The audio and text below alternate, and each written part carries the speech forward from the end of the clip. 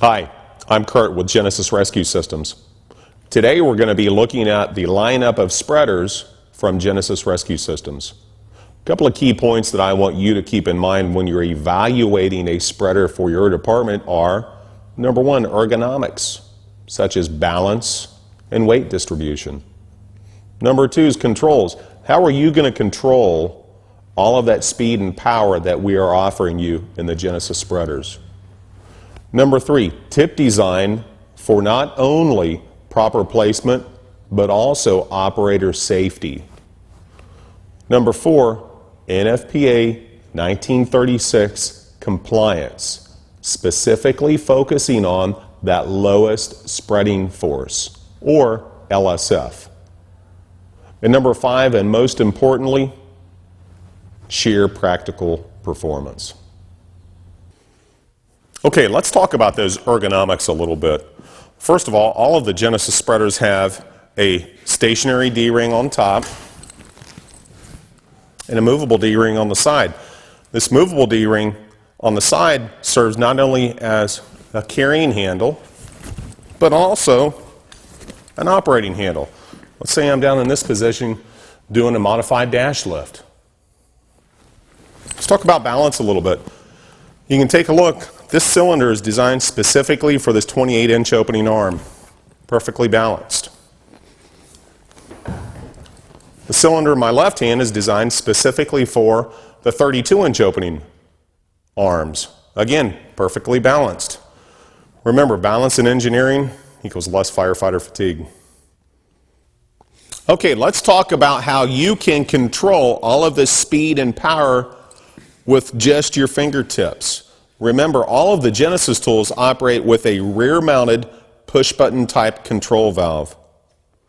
This control valve utilizes a fine muscle movement. It's much easier and safer for you to use, plus it's less fatiguing. If we were using a rescue tool that had a twist type control valve, we would be utilizing a gross muscle movement. This control valve is going to be much easier and safer for you to operate with precision in and around that patient.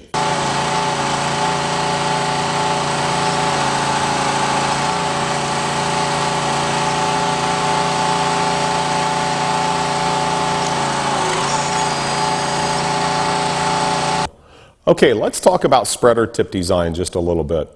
All of the Genesis spreader tips have a series of different size serrations as well as different angles.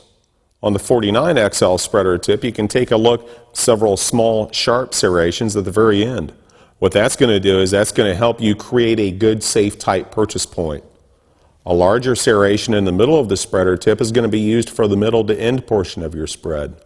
You can also take a look that it has several different angles throughout the entire surface of the spreader tip. And what that's going to do is that's going to be a little bit safer and more productive for you as the operator, because you're going to have a good, safe, tight purchase point throughout the entire arc of that spread. And also, the very base of the spreader tip has a little bit of a flare out. And where's that come into play? That comes into play when you're doing a crush down inside of that window to create a purchase point. What we're concerned about here is operator safety. That's why there's so much time in engineering just in the design of the spreader tips. Okay, let's take a look at another very important part of your rescue tool evaluation. You know, one of the questions that I'm very often asked when I'm out on the field is, why is lowest spreading force, or LSF, the most important spec to look at when you're evaluating a rescue tool? Well, I'll tell you, that all begins right here in the upfront portion of the spread. That LSF is typically obtained in the very beginning portion of the spread. That's why you want that spec to be very high. Think about where you're going to be using a spreader. 90% of your spreads are going to begin right here in a small, tight, confined space, breaking a nadir pin, breaking a hinge, breaking a dash to do a modified dash lift. So that's why that high LSF is so important to you when you're evaluating a spreader. Okay, what are some of the items that we have covered up to this point? Ergonomics, such as engineered balance and weight distribution. Controls. How do we control all of that power and speed that we're offering you? Tip design for not only proper placement, but safe operation for you as a rescuer. NFPA 1936, lowest spreading force. And now, most importantly, let's go out and see some sheer practical performance.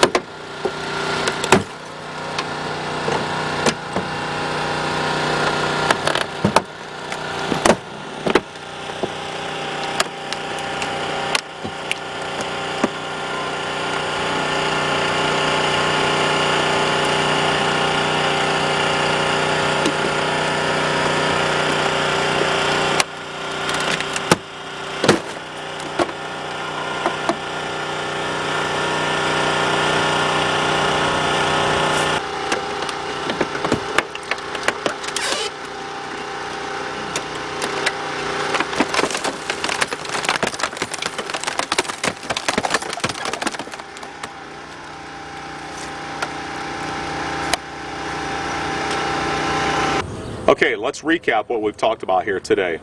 We've talked about push button type control valve. We've talked about spreader tip design.